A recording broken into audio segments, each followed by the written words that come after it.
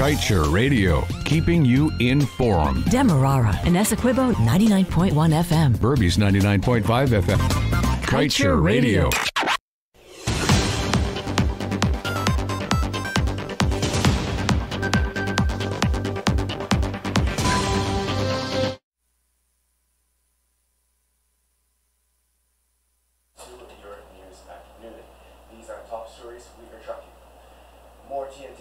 Continue to flood Guyana's oil sector. Guyana leads in number of cases filed at CCJ. Opportunities in oil sector slipping away. Industry needs to take action soon, says the former GCCI head, and fire chief instructed to go on leave.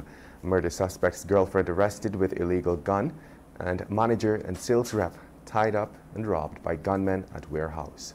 Stay tuned to stay informed.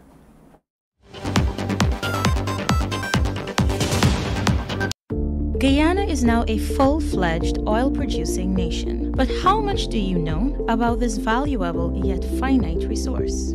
On our radio program, Guyana's Oil and You, we strike at the heart of every issue with informed views and credible data. The time is now for you to arm yourself with insightful knowledge on your oil wealth.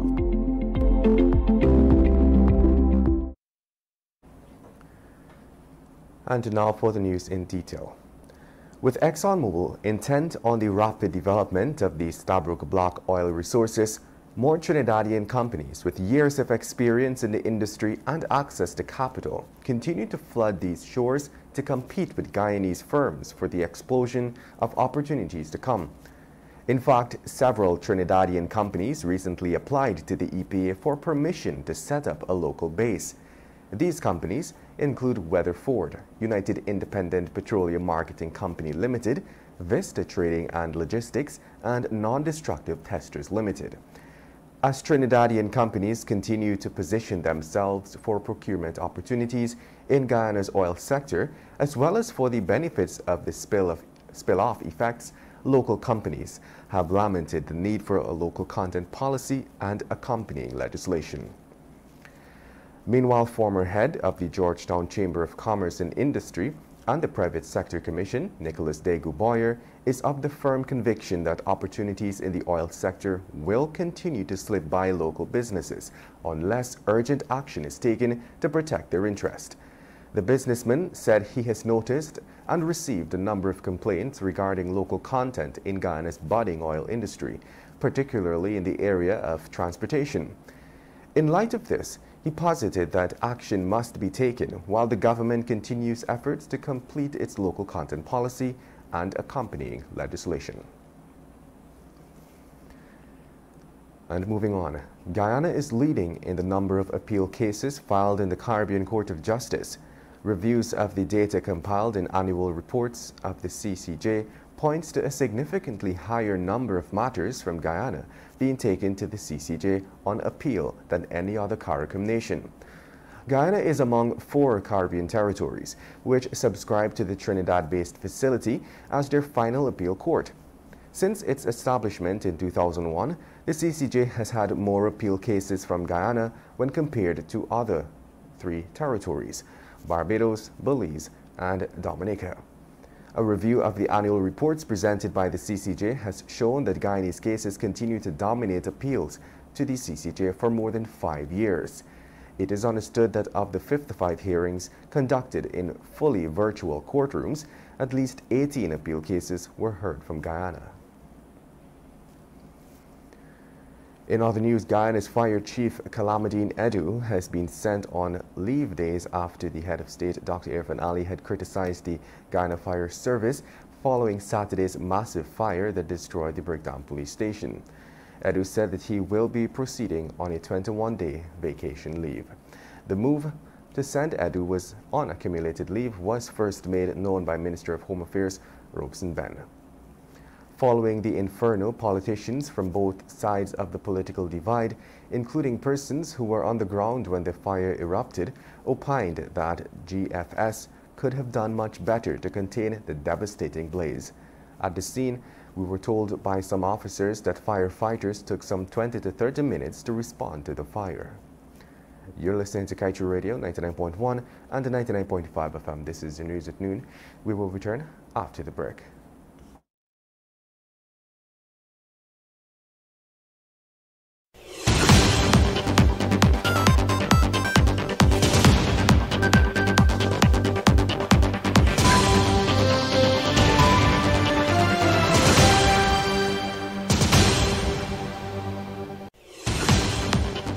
Hello, hi.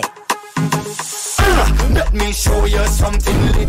Get your free chats now with me. Tell them video and voice calls. Discover and get, and that's not all. Cash and prizes for all of us. It's exciting, it's fabulous. Translate, populate, locate, innovate, but shh. It's a secret, no need to keep it. You won't see me here again. 3, 2, 1. I'll see you in a bit. Download the app now for chat.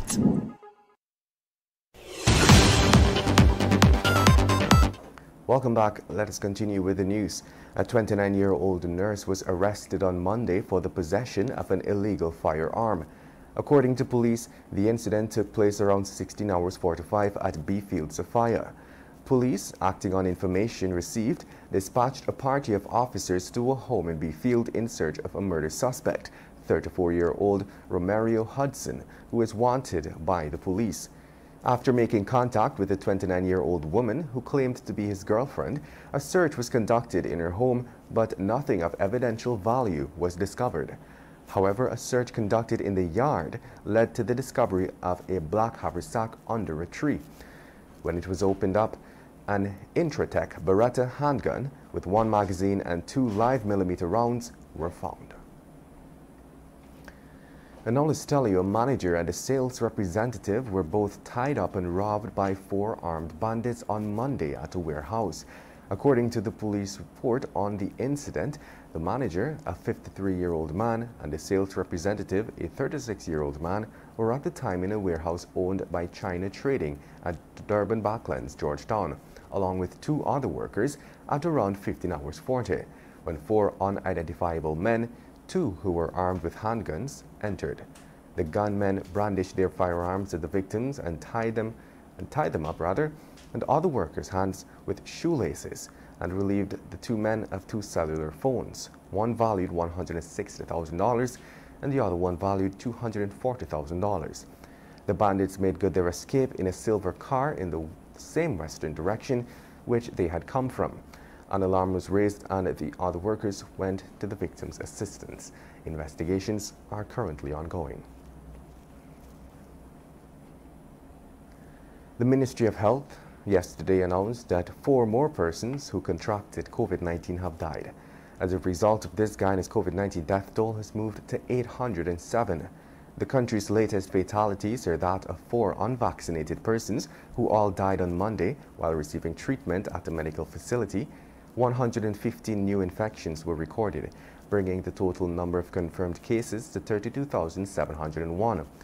Presently, there are 34 patients admitted into the ICU, 129 persons in institutional isolation, 3,485 in home isolation, and 2 in institutional quarantine. To date, a total of 28,246 persons who tested positive for the virus have recovered. Chartered accountant and attorney at law Christopher Ram noted that there is no independent oil regulator. This means goodbye transparency. Now, we tell Guyanese why there is no independent regulator. The PPP government likes it so, wants it to be so. When there is no independent oil regulator, President Ali and Vice President Jagdeo get to come up with all kinds of sleights of hand about transparency that lack credibility.